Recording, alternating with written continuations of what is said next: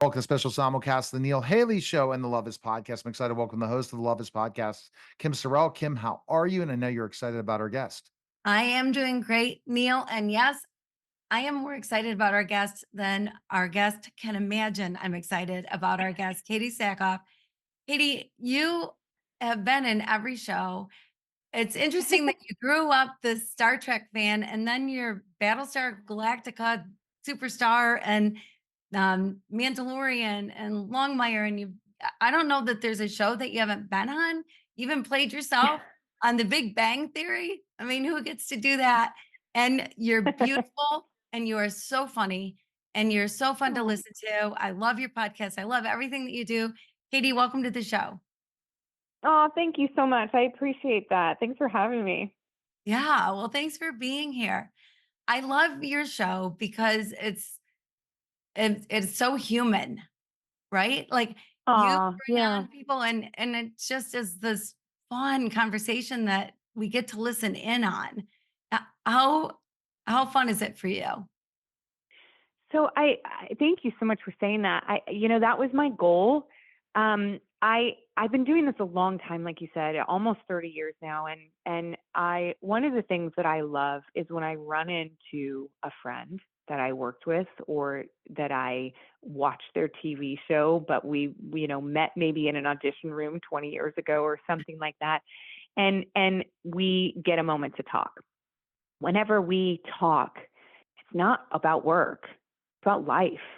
And those are the conversations I always found were missing in the in-between interviews. You know what I mean? Mhm. Like you think you know so much about your favorite actor. And I wanted to create a space where my friends, my coworkers, people I was a fan of that I admired, felt comfortable talking about themselves and who they are and what makes them tick. And I'm so curious about how people ended up where they are because I do believe that life is so much like sliding doors. And I'm always curious how we find ourselves where we find ourselves. That's absolutely true. And I think, starting a podcast, I've been doing this for over 15 years, interviewed about Mm. 15,000 people, and there's nothing like it. There's just something, podcasting, radio, television, any form of medium where you get to interview somebody and get to learn something. Every interview is just so amazing. So, what are your thoughts so Yes, far doing podcasting? I agree completely. A couple things I learned right when I started doing this was I felt so unprepared. I talked to my therapist like right after, and he diagnosed me not from podcasting, but I think I finally became open to hearing him. He diagnosed me with ADHD, and I was like, it makes so much sense. It makes so much sense. I told my husband because I was like, the doctor diagnosed me with ADHD, and my husband looked at me like I was nuts and was like, well, yeah, like you didn't know that? No, I didn't know that. And I think so that came out of this. And what I realized was that because of that, because of the way that I was raised and the way my family communicates, which is just we talk all over each other, that I had no idea how to listen, no idea how to listen to someone. And that is at its core the most important part of having a conversation with someone. And I had to learn how to sit and listen to someone. And that was really hard for me. And it wasn't from a place of disrespect. It was that my brain was working so fast and my mouth would go so quickly that I just steamrolled people. And my friends as well. And I would say to them, am I a terrible listener? And they're like, absolutely not. You just have a lot of energy. And I was like, oh, I need to teach myself how to be a better listener. And that came out of the podcast too, which is so important because I agree with you that there's something really beautiful about being curious about people and then listening to their story. Yeah, that's so true. Oh my gosh, I feel like I'm your long lost twin or something because I had a very similar situation and it was hard for me to really figure out how to listen because I thought that I could be in conversation and think of who needs to go to soccer practice and what I'm going to make for dinner and a meeting I have later. And you find out quickly that it's not true. And you hear a whole different way, I believe, when you really focus in and really listen, and what a gift to give somebody else, right? To listen to them. And so Yeah. yeah, yeah.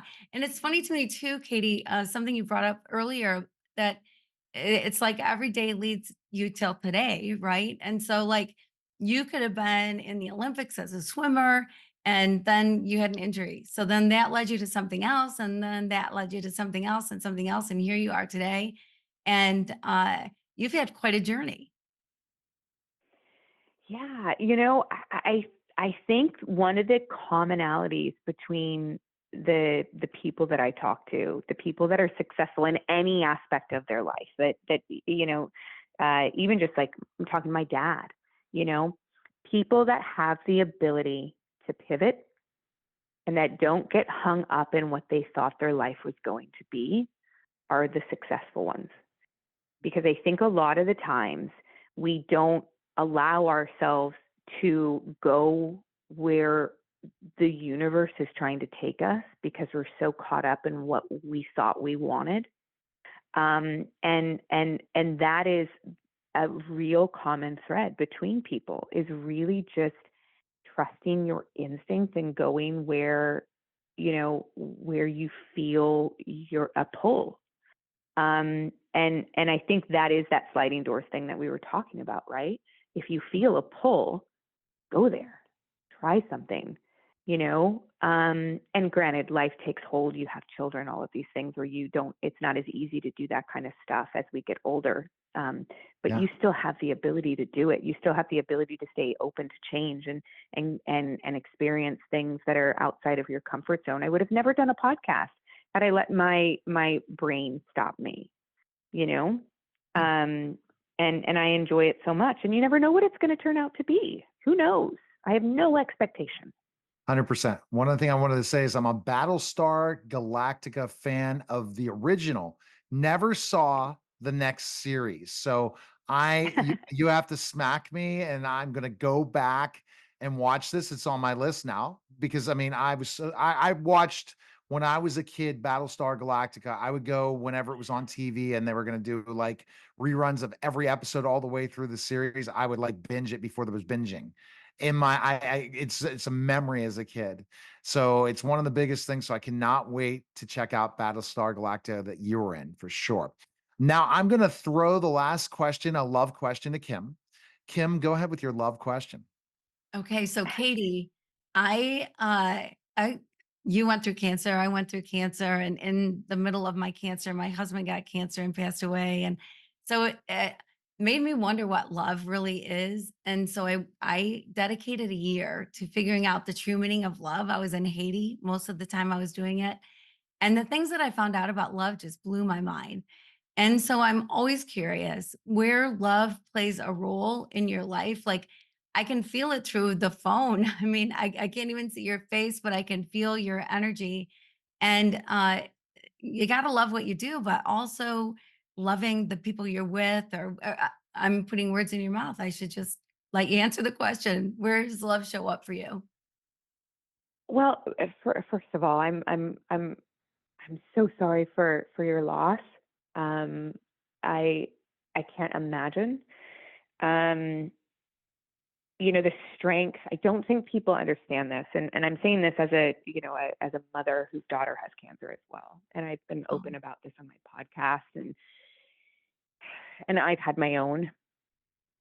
The the ability to get up every day when you have pain and you have loss is superhuman.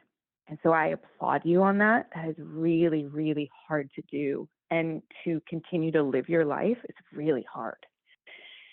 Um, so I'm in awe of that. And it is, you learn so much about love and life when you realize the fragility of it. mhm. So true. And I think that for me, one of the things that has become very, very clear to me is that tomorrow is absolutely not promised. We hear people say this all the time. We hear people with authority say this all the time. And we can't grasp it until it actually happens to us. Tomorrow is not promised. We have absolutely no idea how long we're going to be here. And the only thing that matters is the people that we surround ourselves with and loving with a full open heart and being brave in that love. And that is really hard and really scary, but you only get one shot and that's it. And that is your legacy, you know? And so that's what I've learned about love. Wow. Yeah. Now, Katee, again, your podcast is available everywhere. Go to Apple Podcasts, Spotify, any of the places, and check it out. Do you have a website for the podcast as well, Katee? People can check it out.